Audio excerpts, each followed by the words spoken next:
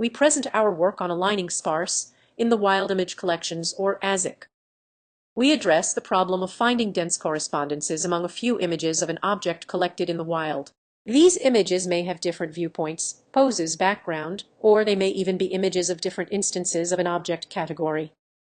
Finding such dense correspondences, or aligning these images, can have a number of real-world applications, such as in tracking 3D reconstruction or augmented reality.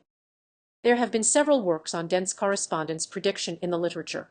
Among the recent ones, works such as GAN Geeling need lots of data during training. A few other works such as CSM need 3D priors such as meshes or depth maps. Another line of work needs supervision or labeled keypoints between pairs of images. Typically, these supervised methods outperform all other works in this area. However, annotating the keypoints for all possible objects in the world is not scalable. When the ground truth correspondences are not available, we propose to get pseudo-correspondences from large self-supervised or SSL networks such as CLIP or Dino.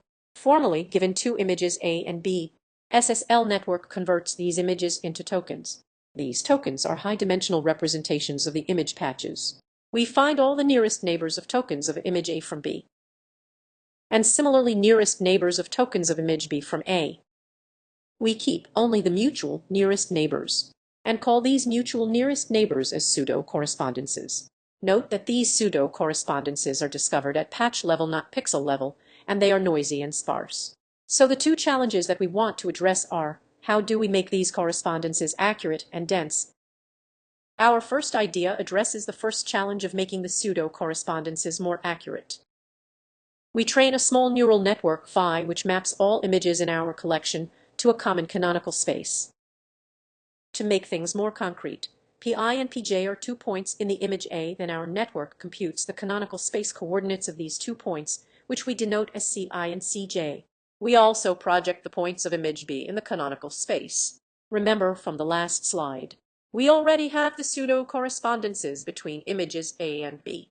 For a given pair of correspondences, we want phi to map them at the same location in the canonical space. Hence, we want to minimize the distance between CIA and CIB, and at the same time maximize the distance of CIA from all the other points in image B. We call this push-pull mechanism as key point loss, and it can be expressed mathematically like this. The key point loss allows us to improve the accuracy of the pseudo-correspondences by jointly mapping all the images to a common canonical space. Downsides of this loss is that it is still sparse, since the number of correspondences is much smaller than the number of pixels in the image. Next, we address the problem of making these correspondences dense, and we can achieve this by a simple equivariance loss. We apply some known geometric transformations to an image. Let's call this transformation T. We pass both the original image and the transformed image to our alignment network as before. This alignment network will compute the canonical space coordinates for each pixel. We can apply the same T to the mapping of the first image and compute pixel-wise L2 loss. This loss can be computed for every pixel and allows us to get dense correspondences.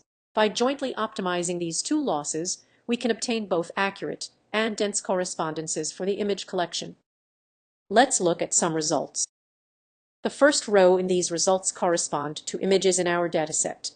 The second row corresponds to coarse parts that can be discovered by using Dino, and the third row corresponds to the dense correspondences achieved by our work. We can repeat this for any small collection of images having a lot of variation in viewpoints, lighting, or background. Here is another example of trains. We can visualize the dense correspondence in different way by warping source images to target images.